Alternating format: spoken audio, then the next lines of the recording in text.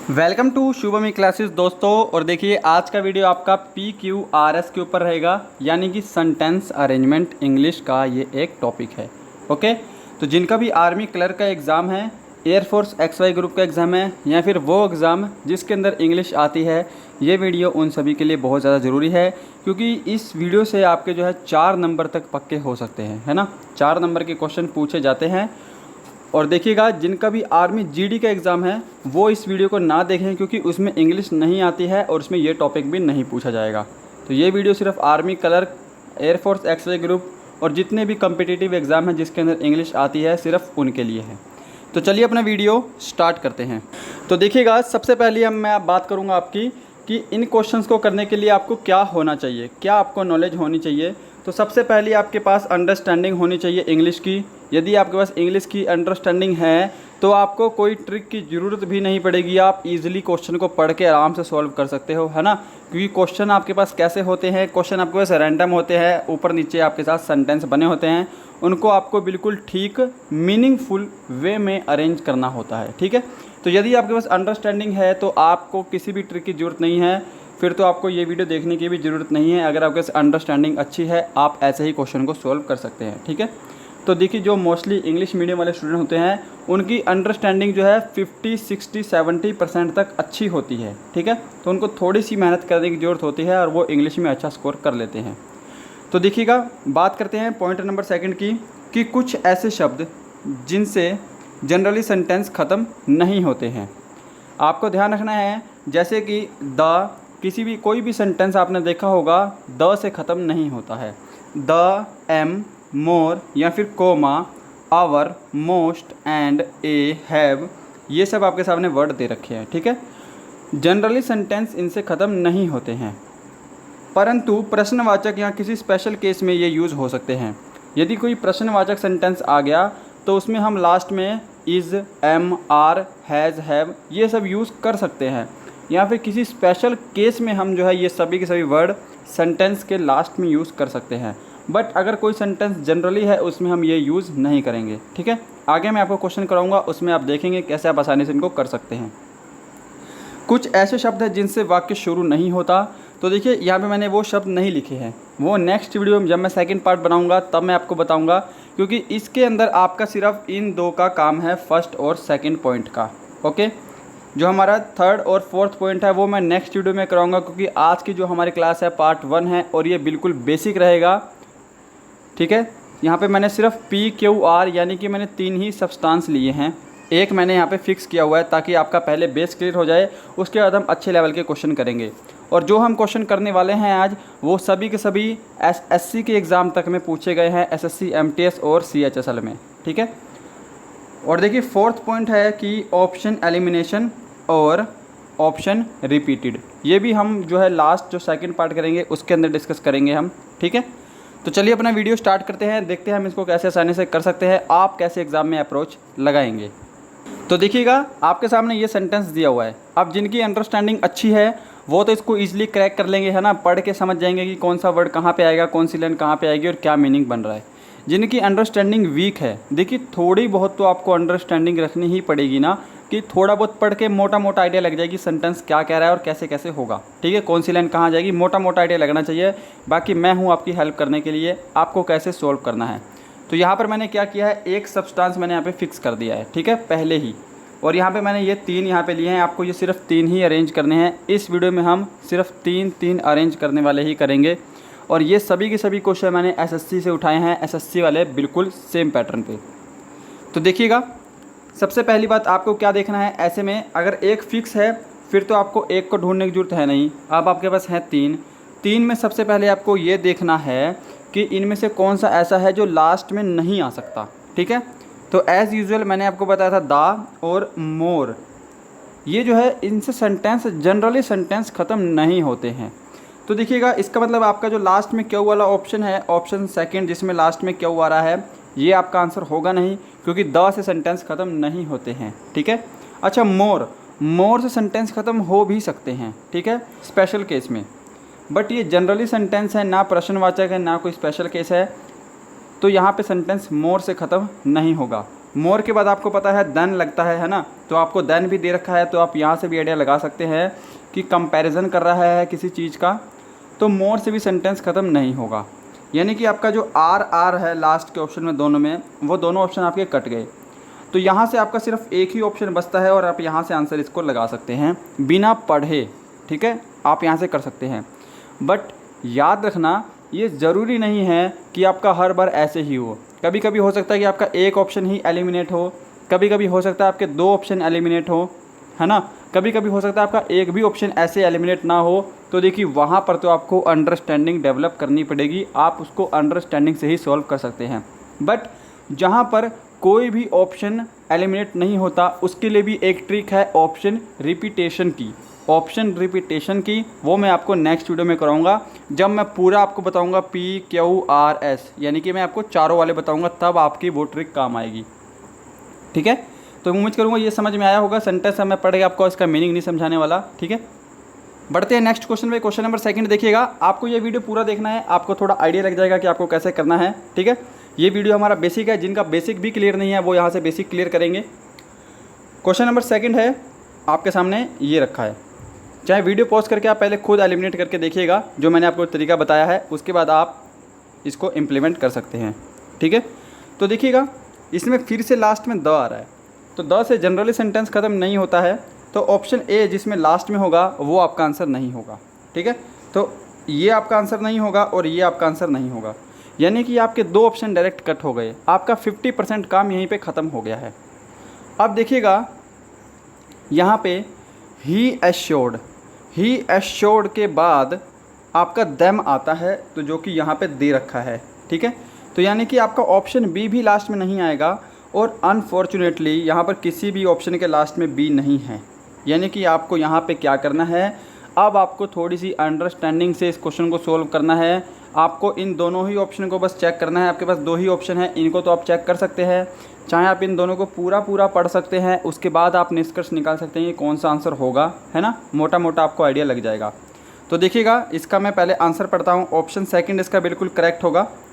देखिए without entirely, ठीक है, without entirely dismissing there case he assured them that he would do the needful that night itself. ये आपका बिल्कुल meaningful sentence है। अब मैं आपको इसकी हिंदी नहीं बताऊंगा, क्योंकि मैं आपको हिंदी बताऊंगा, कितने क्वेश्चन में मैं आपको हिंदी बताऊंगा, आप पेपर में कैसे सॉल्व करेंगे। अगर आपको हिंदी आती तो आप ट्रिक नहीं देखते, आप अंडरस्टैंडिंग से सारे क्वेश्चन कर सकते हैं। ठीक है, मैं आपको फिर से बता दूं, खैर इसका आंसर ऑप्शन बी है, आपको पता लग गया होगा। उम्मीद है आपने आंसर भी सही दिया होगा, अगर आप इसको टेस्ट के रूप में भी ले रहे हैं। एक चीज़ समझिएगा कि एक तरफ आपकी अंडरस्टैंडिंग है, अगर आपको अंडरस्टैंडिंग पता है, यानी कि आप पढ़ के इंग्लिश के मीनिंग अच्छे से निकाल सकते हैं, या फिर मोटा मोटा भी निकाल सकते हैं, तो आप क्वेश्चन आसानी से सॉल्व कर लेंगे। अगर आप डायरेक्ट नहीं निकाल सकते तो इस ट्रिक से आप क्या कर सकते हैं, 1 या 2 ऑप्शन को आप एलिमिनेट कर सकते हैं। उसके बाद आपके 1 या 2 ऑप्शन ऐसे बचेंगे जिसके अंदर आपका कंपटीशन होगा, उन दोनों में से आप चूज़ कर सकते हैं, वो और ज़्यादा आसान हो जाता है। ठीक है, तो ये वीडियो बनाने का यही मतलब है कि आपको थोड़ा सा क्वेश्चन को सॉल्व करने में आसानी हो जाए। क्वेश्चन नंबर 3 देखिएगा, क्वेश्चन नंबर 3 आपके सामने ये रहा। ओके, तो देखिए यहाँ पर आप वीडियो पॉज कीजिए और खुद सॉल्व कीजिए।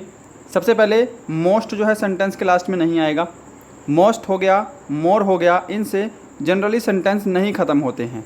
ठीक है, तो मोस्ट सेंटेंस के लास्ट में नहीं आएगा।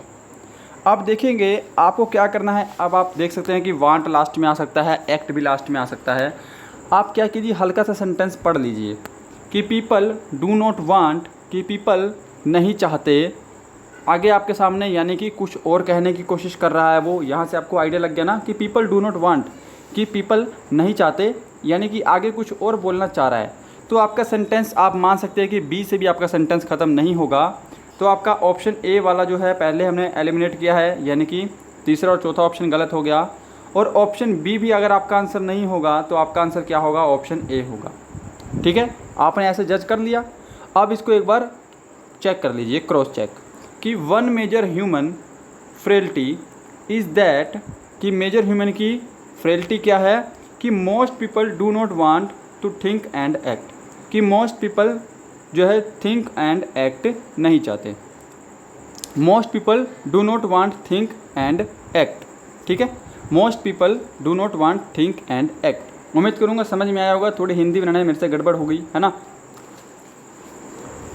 बढ़ते हैं नेक्स्ट पे। समझ में आया होगा, कोई दिक्कत तो नहीं है ना। आपका यहाँ से तीनों ही मैंने ऑप्शन एलिमिनेट कर दिए। अगर आपने थोड़ा सा माइंड लगाया होता तो आपके तीनों ही ऑप्शन यहाँ से एलिमिनेट हो जाते। अच्छा नेक्स्ट क्वेश्चन देखिए, थोड़ा आपको और समझ में आएगा। नेक्स्ट क्वेश्चन में आपके सामने यहाँ पे क्वेश्चन रखा है, इसको आप कैसे करेंगे इसको आप देखिए। तो वीडियो को आप पॉज कर सकते हैं। ओके, तो देखिएगा, आप देख रहे हैं इज़ सेंटेंस के लास्ट में कभी आएगा क्या? इज़ से सेंटेंस नहीं ख़त्म होगा। अगर आपका यहाँ पे इज़ के साथ क्वेश्चन मार्क होता तो आपका सेंटेंस इज़ से ख़त्म हो सकता है। आपने क्वेश्चन टैग पढ़े होंगे है ना, उसमें भी ऐसे सेंटेंस ख़त्म हो सकता है। बट जनरली सेंटेंस आपने थोड़ी बहुत तो इंग्लिश पढ़ी ही होगी, इतना आपको आइडिया लग गया होगा कि इज़ से सेंटेंस नहीं ख़त्म होता है। ठीक है, द से फिर मैं बता रहा हूँ, द से सेंटेंस ख़त्म नहीं होगा। कभी नहीं देखा होगा आपने द से सेंटेंस ख़त्म होता हुआ। ठीक है, तो देखिएगा यहाँ पे पी और क्यू दो ऑप्शन एलिमिनेट हैं आपके। देखिए जिनके लास्ट में क्यू है वो तो आपका एलिमिनेट हो गया। अब अनफॉर्चुनेटली पी किसी के भी लास्ट में नहीं है, यानी कि आपका कंपटीशन इन दो ऑप्शनों में रहेगा। अब ये दोनों ऑप्शन आपको क्या करने पड़ेंगे कि आपको सेंटेंस पूरा पढ़ना पड़ेगा ऑप्शन के रिगार्डिंग, और आपको जज करना पड़ेगा कि इनमें से कौन सा सही है। आई होप इतनी अंडरस्टैंडिंग तो आपकी डेवलप होगी ही। अगर इतनी भी डेवलप नहीं है तो आपको न्यूज़पेपर पढ़ना चाहिए। न्यूज़पेपर बहुत ज़रूरी है इंग्लिश का। ठीक है, और आप प्रैक्टिस करेंगे तो जल्दी समझ में आएगा। तो देखिएगा यहाँ पे अगर मैं इसके आंसर की बात करूँ तो फोर्थ का आंसर यहाँ पे हमारा क्या बन रहा है, आप वो पहले देखिए।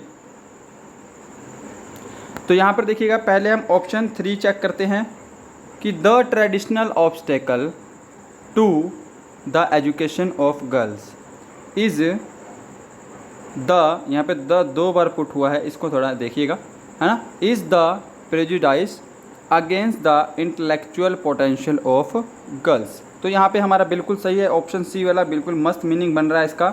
अगर आप ऑप्शन सेकंड चूज़ करके देख रहे हैं कि the traditional obstacle to the education of girls, ठीक है, फिर आपका आ रहा है गर्ल्स इज़ इंटेलेक्चुअल। अब अगर इज़ आ गया तो इंटेलेक्चुअल से पहले हमको एन लगाना पड़ेगा। क्यों लगाना पड़ेगा? क्योंकि आई जो है वो वोवल है। ठीक है, तो यहाँ पे हम एन नहीं लगा रहे हैं, तो यहाँ पे हमारा ऑप्शन पी क्यू आर यानी कि ऑप्शन 3 वाला ही बिल्कुल सही होगा। ठीक है, बीच में कुछ ऐसी चीज़ें हैं जो कि आपको थोड़ी बहुत पता होनी चाहिए। जैसा कि मैं आपको बताऊँ कि आपको ग्रामर के रूल भी पता होने चाहिए इसको करने के लिए। ज़्यादा हाई लेवल नहीं, हल्के फुल्के, कि मोर के बाद क्या आना चाहिए। मोर के बाद देन आता है, जैसे हमने पहले वाला सोल्व किया था है ना। तो मोर के बाद आपको देखना पड़ेगा कि देन कौन से, मान लीजिए यहाँ पे आपका मोर आ गया, ठीक है, लास्ट में, तो आपको ये देखना पड़ेगा कि देन कौन से ऑप्शन में आ रहा है। देन आ रहा है आपके ऑप्शन क्यू वाले में, तो आपको पता लग गया कि आर के बाद जो है वो क्यू आएगा, तो आपका पी आर क्यू आंसर होगा, है ना। तो ये आपको छोटे मोटे रूल पता होने चाहिए। जैसे कि वोवल है, वोवल से पहले क्या आता है, एन आता है। यहाँ पे आप बोलेंगे कि एन नहीं लगाया, बट यहाँ पे जो है स्पेसिफिक मीनिंग बन गया, इसलिए हमने द का यूज़ किया है, इसलिए हमने एन का यूज़ नहीं किया डेफिनेट चीज़ के लिए। ठीक है, ऐसे ही आपको पता होना चाहिए कि फर्स्ट पर्सन है, यानी कि सिंगुलर सब्जेक्ट है तो सिंगुलर वर्ब लगानी है, प्लूरल सब्जेक्ट है तो प्लूरल वर्ब लगानी है। अब जैसे मैं आपको एक और ऑप्शन देता हूँ, हल्का सा थोड़ा ध्यान दीजिएगा, कि मान लीजिए मैं लिख देता हूँ यहाँ पे कि फ्रूट्स, FRUITS, फ्रूट्स। तो ये बहुत सारे फ्रूट्स हो गए, है ना। अब बहुत सारे फ्रूट्स हो गए, आपके सामने एक ऑप्शन शुरू हो रहा है इज से, एक ऑप्शन आपका शुरू हो रहा है आर से। ठीक है, यहाँ पे आपका पूरा सेंटेंस है। तो फ्रूट्स के बाद आपको इतना पता होना चाहिए कि ये प्लूरल है, तो हम यहाँ पे क्या लिखूँगा, प्लूरल वाली मैं यहाँ पे यूज़ करूँगा वर्ब। तो मेरा ऑप्शन इज से सेंटेंस स्टार्ट नहीं होगा, फ्रूट्स के बाद हम जो है ऑप्शन आर वाला चूज़ करेंगे, जो भी ऑप्शन आपका होगा। ठीक है, तो ये थोड़ी बहुत चीज़ें पता होनी चाहिए जिसके ज़रिए आप इसको सॉल्व कर सकते हैं, छोटी छोटी चीज़ों के ज़रिए। क्योंकि ट्रिक से आप कितना कुछ करेंगे फिर भी आपके एक या दो ऑप्शन, मिनिमम आपके 2 ऑप्शन तो रह ही जाएंगे जिनमें आपको कॉम्पिटिशन करना पड़ेगा, और उसके लिए आपकी अंडरस्टैंडिंग, हल्की फुल्की ग्रामर आपकी कंप्लीट होनी चाहिए। ठीक है, तो इस उम्मीद करूँगा ये समझ में आया होगा। पहली बार में कुछ लोगों को बिल्कुल परफेक्ट समझ में ना आए, मैं करवा रहा हूँ तो आप कर लेंगे, बाद में शायद आप अटकें, बट आपको बार बार प्रैक्टिस करनी है। इसके बाद मैं लेके आऊँगा आपके लिए सेकंड पार्ट, जो होगा PQRS का। उसके अंदर मैं कंप्लीट बताऊँगा कि आपको कैसे करना है। ये हमारी बेसिक क्लास है तो बहुत टाइम वेस्ट हो रहा है। चलिए नेक्स्ट पे चलते हैं। नेक्स्ट जो क्वेश्चन है आपका क्वेश्चन नंबर 5, और ये रहा आपके सामने स्क्रीन पर। तो देखिएगा, इसको आप पहले खुद सॉल्व कीजिए। थोड़ा सा मैं हिंट दे देता हूँ यहाँ पे कि द से सेंटेंस ख़त्म नहीं होगा कभी भी, और सेंटेंस के लास्ट में ए आ रहा है तो ए से भी सेंटेंस ख़त्म नहीं होता है। होता है कभी कभी ऐसे सेंटेंस ख़त्म होते हुए देखा है क्या? नहीं होता। ए के बाद कुछ ना कुछ आगे आपका सब्जेक्ट वर्ब कुछ ना कुछ आएगा ही आएगा। ठीक है, तो यानी कि आपका बी और सी ऑप्शन यहाँ से काटा, तो बी हमारा यहाँ पे कट गया, सी हमारा यहाँ पे कट गया। अब दो ऑप्शन ऐसे हैं जिसमें आपका कंपटीशन है, यहाँ से आपको चूज़ करना है कि आपका राइट आंसर क्या होगा। तो देखिएगा, मैं करता हूँ ऑप्शन पहले ये वाला चूज़, थर्ड वाला, कि स्टूडेंट्स हु सब्जेक्ट स्टूडेंट। अब देखिए हु क्या होती है? रिलेटिव प्रोनाउन होता है ना, who which that relative pronoun होता है। इस जैसा हमारा सब्जेक्ट होगा इसके अनुसार हम यहाँ पे वर्ब लगाएंगे, पहली बात। दूसरी बात, इसके अकॉर्डिंग जो है हमारा सब्जेक्ट काम करना चाहिए कि बिल्कुल परफेक्ट बैठ रहा है या नहीं बैठ रहा। अब बोल रहा है स्टूडेंट, हु को मैं लिख सकता हूँ जो, स्टूडेंट जो, तो student who subject know the, option C है, know the study logic as intricacies of learning it. अब यहाँ पर आप एक चीज़ और समझ गए कि सी के बाद हम ए का यूज़ नहीं कर सकते। क्यों नहीं कर सकते? क्योंकि यहाँ सी के बाद क्या है आपका, यहाँ पे दे रखा है आपको ए, जबकि इंट्री केसेस में क्या है, पहले वोवल है, पहले आई आ रहा है इंट्री केसेस में, तो हम इससे पहले एन का यूज़ करेंगे अगर हमको करना पड़ गया तो। समझ रहे हैं बात, है ना? तो ए हम यूज़ नहीं कर सकते, तो हमारा ये ऑप्शन वैसे भी कट जाता है।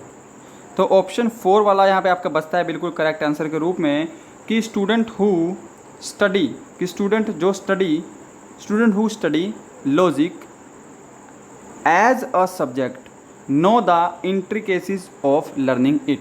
अब आप बोलेंगे कि इंट्रिकेसीज से पहले द आ गया, तो द आया है एक स्पेसिफिक केस के लिए। ठीक है, हम ए तो नहीं लगा सकते थे, हम द लगा सकते थे या फिर हम एन लगा सकते थे अगर स्पेसिफिक केस नहीं है, यानी कि डेफिनेट चीज़ नहीं है तो हम एन का यूज़ करेंगे। ए का तो यूज़ हम वैसे भी नहीं कर सकते, है ना? डेफिनेट हो गया तो हम द का यूज़ कर सकते हैं। ठीक है, ए किसी भी कीमत पे नहीं आएगा, तो यहाँ से आपका ये ऑप्शन सीधा कट जाता था कि क्योंकि सी के बाद ए आ रहा है इस ऑप्शन में, तो ये आपका ऑप्शन कट गया। ठीक है, इसीलिए बोल रहा हूँ कि इसके लिए आपको बहुत सारी चीज़ें पता होनी चाहिए, ग्रामर भी पता होनी चाहिए, बट डरना नहीं है। नेक्स्ट वीडियो लेके आऊँगा, इसके मैं 3 पार्ट बनाने वाला हूँ, 3 पार्ट, और तीनों पार्ट अगर आपने देख लिए, तीनों पार्ट में आपको बहुत कुछ नया सीखने को मिलेगा, आपका बहुत कॉन्फिडेंस बढ़ेगा। ठीक है, उसके बाद आप प्रैक्टिस करेंगे, आपको बहुत सारी चीज़ें पता लगेंगी। तो उम्मीद करूँगा ये समझ में आया होगा। ऑप्शन 4 इसका बिल्कुल। तो देखिएगा, नेक्स्ट क्वेश्चन 6 है आपके सामने और ये आज का लास्ट क्वेश्चन है। तो यहाँ पर भी आपको सबसे पहले चेक करना है कि कौन सा जो है वो लास्ट में नहीं आएगा, यानी कि किससे सेंटेंस ख़त्म नहीं होता है। तो आप यहाँ पर देख रहे होंगे हैज़ लिखा है यहाँ पे, तो हैज़ तो है लास्ट में आएगा नहीं कभी भी, तो यानी कि जो ऑप्शन ए है जिसका लास्ट में ए है वो हमारा कैंसिल हो गया। ठीक है, अब यहाँ पर आपने एक चीज़ देखी होगी, आपको एक छोटा सा रूल पता होगा कि हैज़ बीन के साथ वर्ब की थर्ड फॉर्म लगती है ना? हैज़ बीन प्लस वर्ब की थर्ड फॉर्म। तो यहाँ पर देखिए हैज़, ऑप्शन बी है, has been felt over the years. Okay, तो यहाँ से हम बोल सकते हैं कि ए के बाद जो है वो बी आएगा। करेक्ट है इतनी बात? ठीक है, और यहाँ पर आप सी देख रहे होंगे, ऑन से भी सेंटेंस जो है वो जनरली ख़त्म नहीं होता है। ठीक है, और वैसे भी अगर आप इसको पढ़ेंगे थोड़ी सी अंडरस्टैंडिंग के साथ, to curb drunken driving on, इसके बाद आगे आपका आएगा on the highway has been felt over the years. ठीक है, तो यानी कि ऑप्शन सेकंड वाला आपको यहाँ से क्लिक हो रहा होगा, ऑप्शन सेकंड वाला सही है। आप बिना हिंदी बनाए भी इसको कर सकते हैं सॉल्व। ठीक है, हैज़ बीन प्लस वर्ब की थर्ड फॉर्म से आपको हिंट होगा कि ए के बाद बी आएगा, तो ए के बाद बी आएगा।